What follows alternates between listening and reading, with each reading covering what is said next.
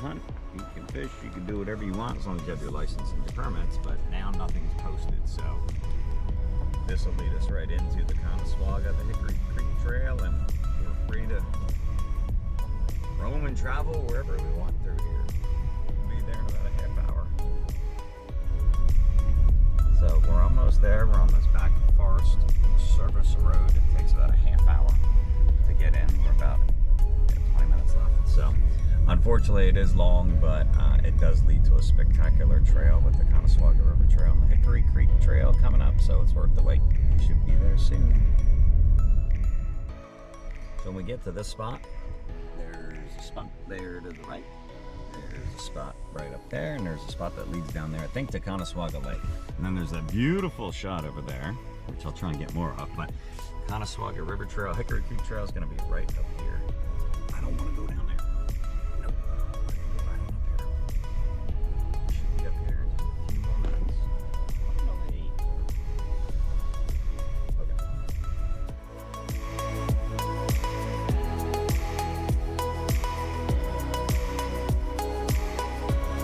Not a soul here. This is great. It could be because it has something to do with Christmas Eve. But nevertheless, okay. All right, so I just parked. We're gonna get rolling. We've only got a couple hours because we gotta get back. Things are going on, stuff we gotta pick up. Oh, I never knew I had this strap under here. Okay, so we've got our pack, it's loaded. We've got the jackets ready to go, poles. We're gonna take those, we can change out into the hiking shoes. We're gonna put the axe this time because it's super heavy on my belt, take it on my waist side, get it off my back, and then we're gonna head and shoot straight down that trail right there. So let's get going. All right, guys, we're at the trailhead. This is Hickory Creek to the Conasuaga River Trail. I don't know how far down it is, but they do have limits on the hikers and the group size just to protect against erosion and trying to keep this intact because it is pretty popular, especially in the summertime. But off we go, and I'll fill you in on some of the rivers as we go.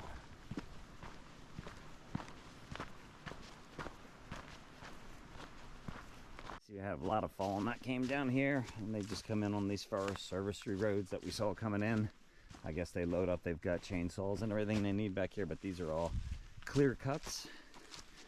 So you see these a lot when you're out hiking. Whenever you see these clear cuts, this is the rangers coming in, or the state clearing the way.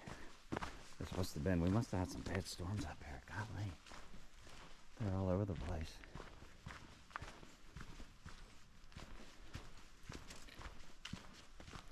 You can see more coming up here. Oh, these have been clear cut down. Maybe that's not the right words, but they're cut down.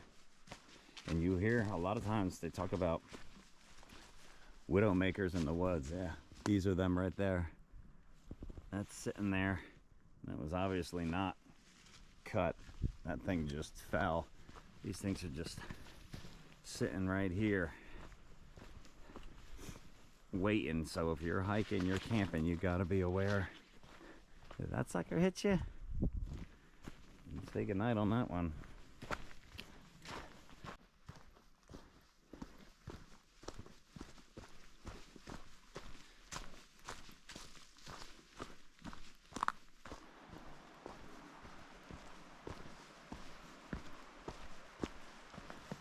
So this is a nice part of the Hickory Creek Trail. There's kind of this plateau, and down there, you might be able to hear it.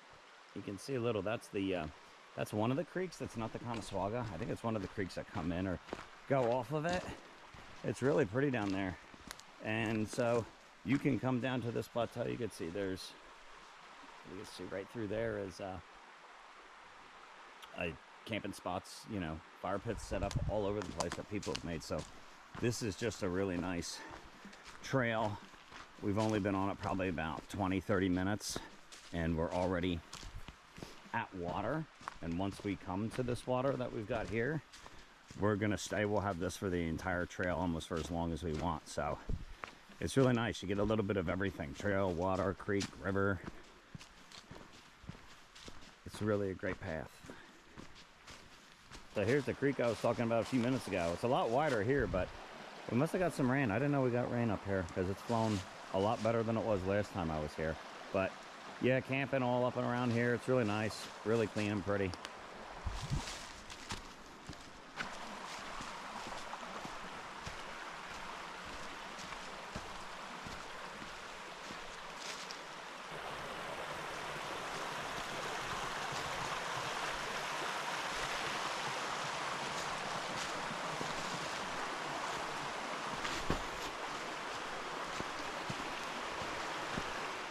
Okay, so this is kind of the junction here. We're gonna stay on Hickory Creek Trail, which is this way, and this is the Conasuaga River.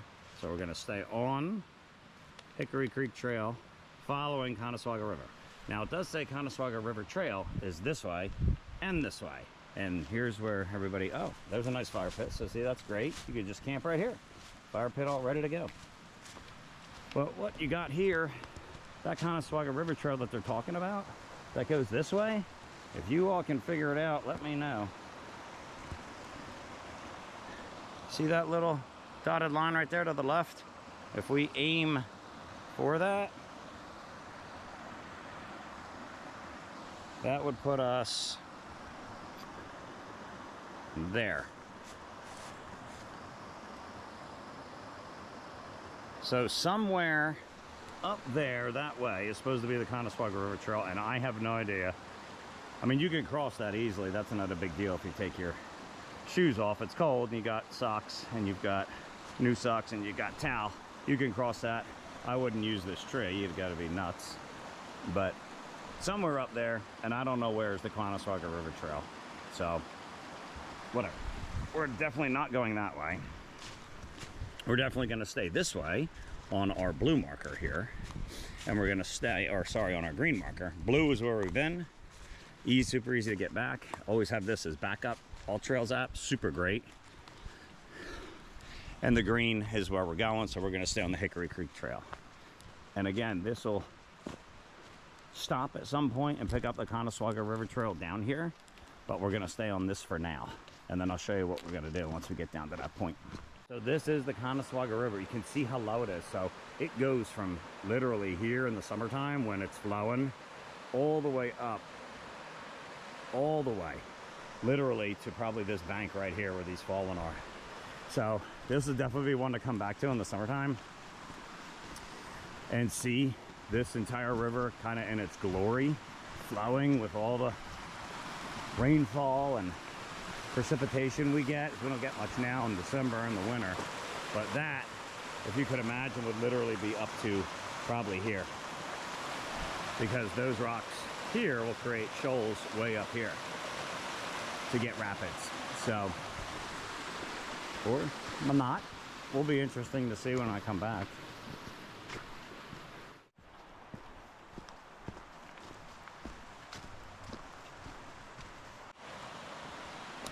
That right down on that rock is where we're going to stop and make some coffee in about 10 minutes. So see you down there.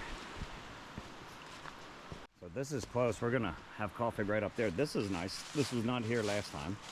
Somebody set up a good fire pit, because this is another great spot to pitch and set up camp. I don't know if they're trying to burn the tree down. What we're doing there. Enough to put your eye on. So I think a really good spot. I don't know if we're going to get a fire going later, because everything, for some reason, is very wet. I thought there wasn't any rain, folks. Last time I went out on that rock, I think we're going to make it much easier. And I think we're going to just have some coffee right here.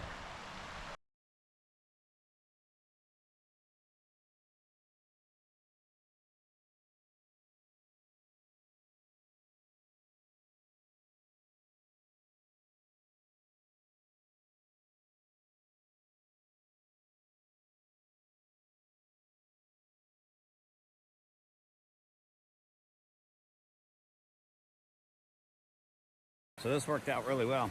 There's a little chair off Amazon, portable, on the table. They fit right on either side of the backpack. super easy. I think they were 15, 20 bucks a piece. And now we're just gonna boil up, pour some coffee and have some dry cereal. The key with this is, this thing will boil in literally 2 minutes.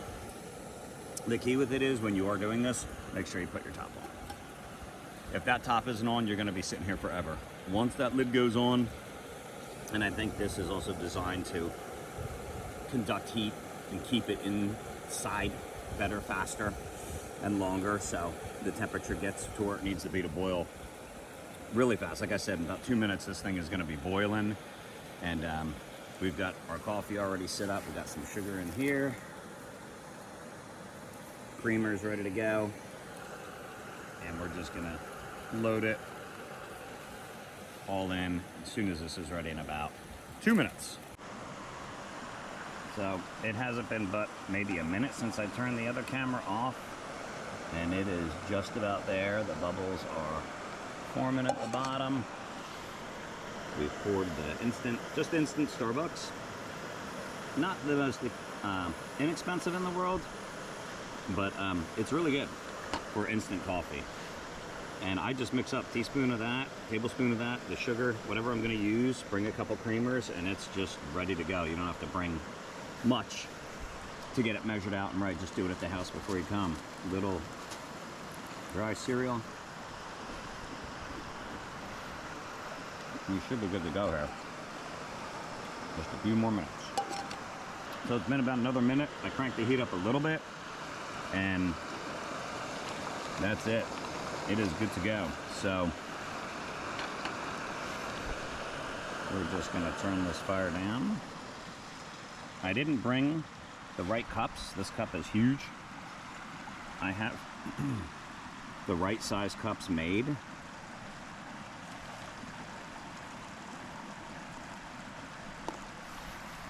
That have just the right size for like 8 ounces. These cups are gigantic. I don't know how big they are, but nevertheless, we got some creamer now, and we're gonna enjoy some coffee by the river.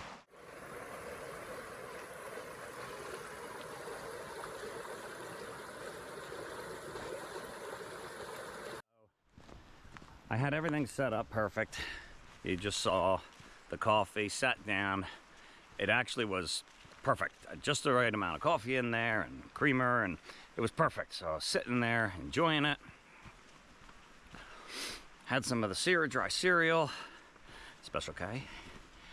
And I said, why don't I set up the camera over here and just get a quick shot of me by the river, having it and enjoying it. Just a 5-second video clip. Got up, my right toe of the foot, my foot, somebody's foot, my foot just barely hit the leg of the table and toppled the entire table and everything on it. Coffee, everything gone. So that was that. And now we're out hiking again until we get to the next spot that I promised you, where the Hickory and the Conasuaga split. So we'll be there soon. So we took the Hickory Creek Trail down. And to show you, this is where, if you want to stay on the Hickory Creek Trail, you can go, love these signs, you can go left or you can go straight for the Hickory Creek, which is this. And the Hickory Creek, this is the Conasuaga that we left. You can cross over this, and this stays the Hickory Creek Trail.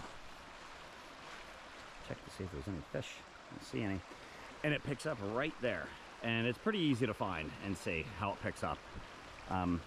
But when you go that way, you're pretty much done for water and rivers for quite some time. I think there's a couple creeks that come up, but they're nothing but literally like puddles. So what I wanted to do this time was, instead of crossing over, to come back up here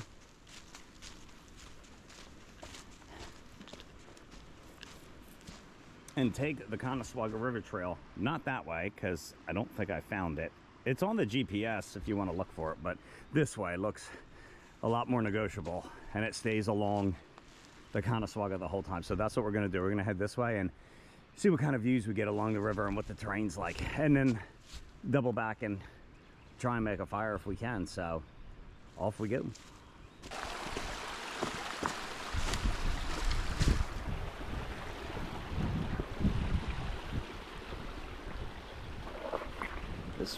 looks a little bit more manageable.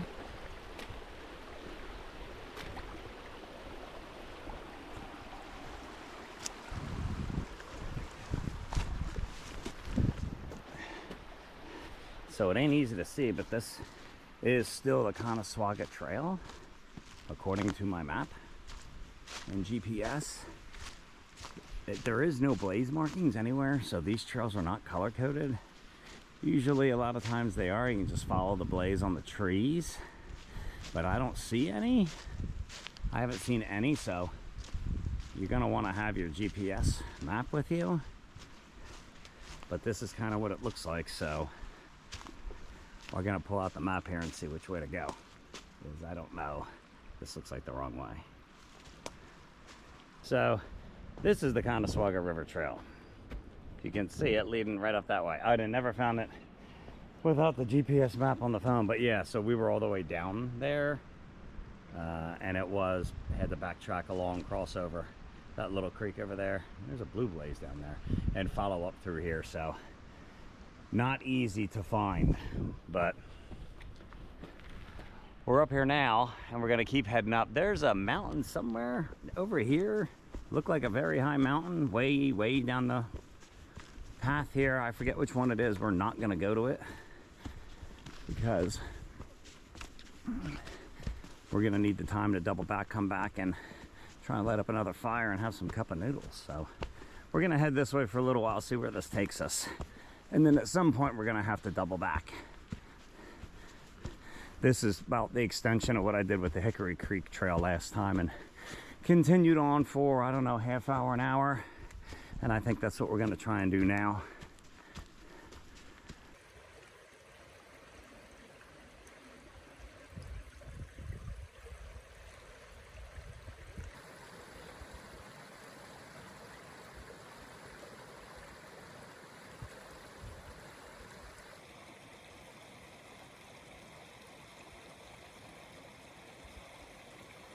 This is really pretty. Look how green these are. Just really green. This little patch right here, everything just all of a sudden popped out all this green up here. That's really cool.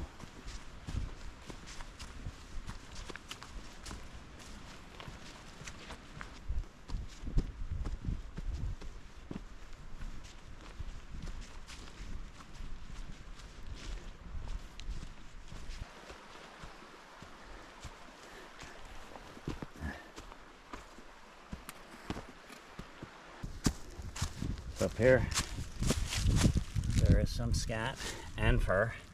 I don't know what it's from, and it's been here a while, so there is stuff out here. Just so many great spots along this trail to hike and camp and find your peace. Find your peace. But we're gonna keep heading back now, and I think we're gonna try and light up some cup of noodles, see if we can get a fire. I don't know what luck we're gonna have. Guy said everything's really wet.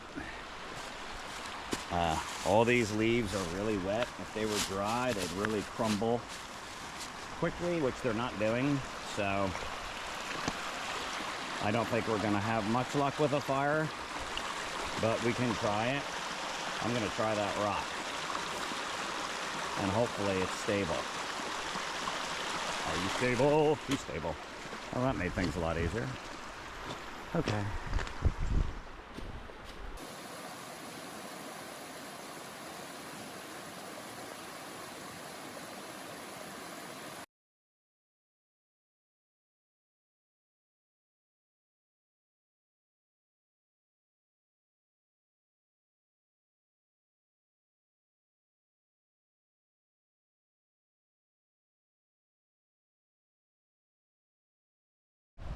So we just got the water filter hooked up.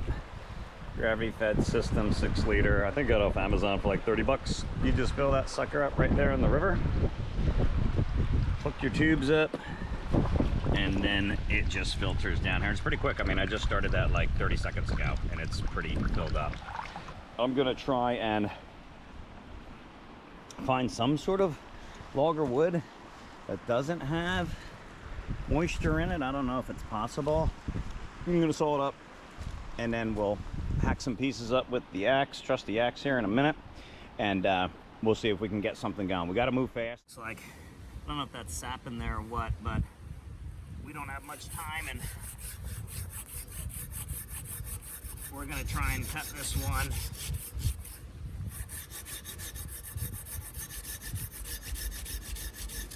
And then chop it and see what we get.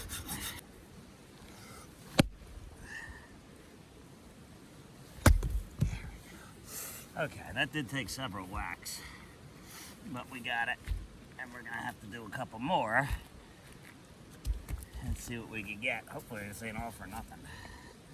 There we go. Perfect little cylinders, black cylinders. I don't know what that is. So I tried lighting a fire here, and I've done this before and it's worked pretty well. But what I didn't realize totally is that it had rained here for maybe a couple days, but it was a couple days prior, and it doesn't matter. These small twigs you can see that are on top are just too soaked.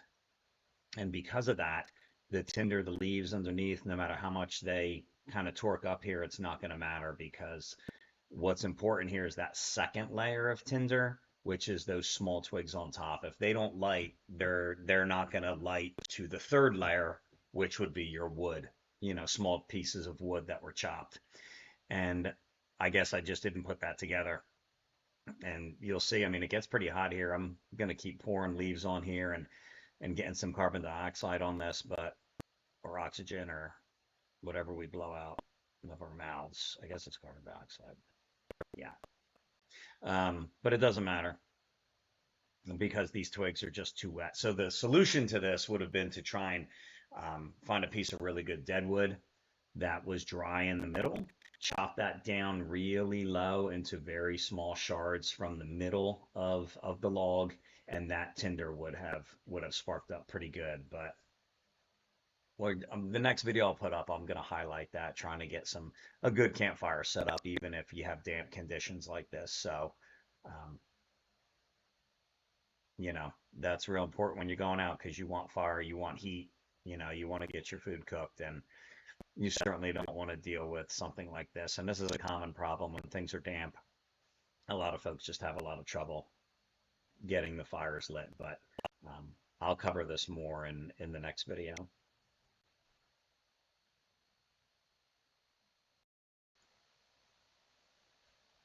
So here I'll just start feeding it oxygen and carbon. It's a lovely piece of red there. Oxygen and some carbon dioxide gosh, this is so disheartening just watching this again. It's like, man, do you not know how to light a campfire, dude? Unbelievable. But, here I go with my twigs that are all damp and wet, and are absolutely not going to light, no matter how I put them on here, and no matter how much I space them out. But I mean, this is the power of people that really do forget of getting oxygen in there, getting air in there, because that really is the third element, right, to lighting this up, and to really getting heat going through there. But I'll get it definitely next time. We'll get a really good one going next time. I've watched a couple YouTube videos on how to really get fires going, especially in when it's rainy, when it's cold, and when there's water all over the place. Like, you can totally get fires going. That really is irrelevant. You just have to find the key with that is really good standing deadwood. But there's my lovely collar again. Here we get something working. You can see it starts to go a little bit, but it's going to be to no avail.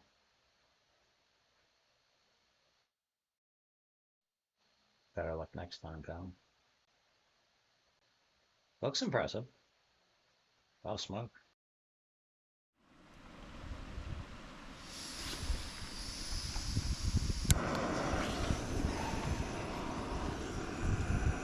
And then on there it goes. So what you don't want to do is trip and hit your foot on it.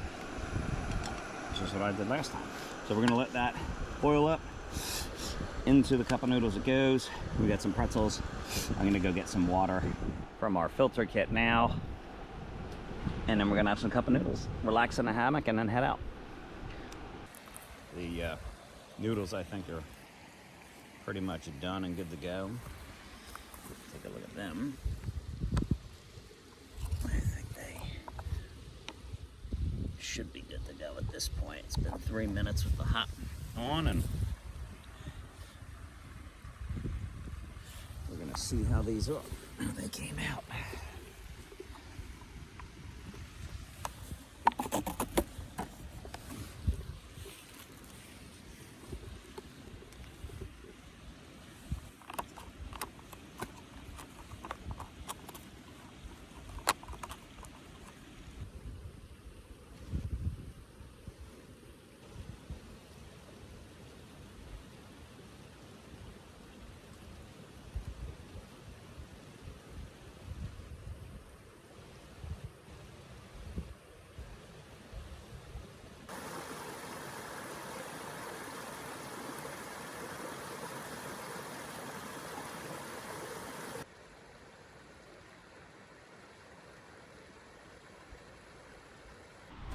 Fire, nothing really caught underneath there. There's nothing to really douse. I'm just gonna leave that.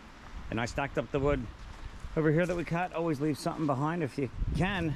And so hopefully if this is all dry, next time somebody comes, they will be set. They've got some small logs already cut up here that I cut up. And they've got some sticks some folks have already cut here, which should take well. And of course there's tons of, hopefully if it's dry next time, dry leaves and twigs for them to go. So that should be a good camping spot for the next group of folks. And resume. And there we go. So you can see here what we've got to get out is right up to the green. So that's what we've got. We did 5 in so far, and this part of doubling back has got us to about 5. So we're gonna just start rolling. And so, oh yeah, this was the first crossing we took over there. I didn't say it the first time, but I did get water in my shoe when I did it this way, because it did not get through my shoe. It got through the ankle, right where I said. But we're gonna go back this way, and it's pretty shallow all through here. But you can see why they had that limit sign for how many people can come at a time, and groups and horses and all of that stuff, because this stuff just gets so eroded so quickly. This is the last bit. So the whole trail just kind of, it comes down this way, then it zigzags down again that way, which is the part I was just recording, which was the part that I said looked like a dry creek bed, comes out to the sign, and then you just stay right along the Conasuaga River, which is actually the Hickory Creek Trail, and then you can take that trail down into a whole bunch of others. It hits Panther Creek Trail, it hits another one that veers off of the Conasuaga from the Hickory Creek. There's a whole bunch. Last leg now. We're on the out here. It was a great little fun out and back, in and out day trip. So it turns out it was, what is that, 2:05, so we left at 1:10. I was curious to know, and it was an hour to get out from that last campsite. This is the other thing on the no group size. 12 hikers, okay, 8 horses. So that's still, that's a group size. That's a big group size. That's a big group size. So I thought it was like 2 or 4, but until next time, I'll see you guys. Keep hiking, keep having fun.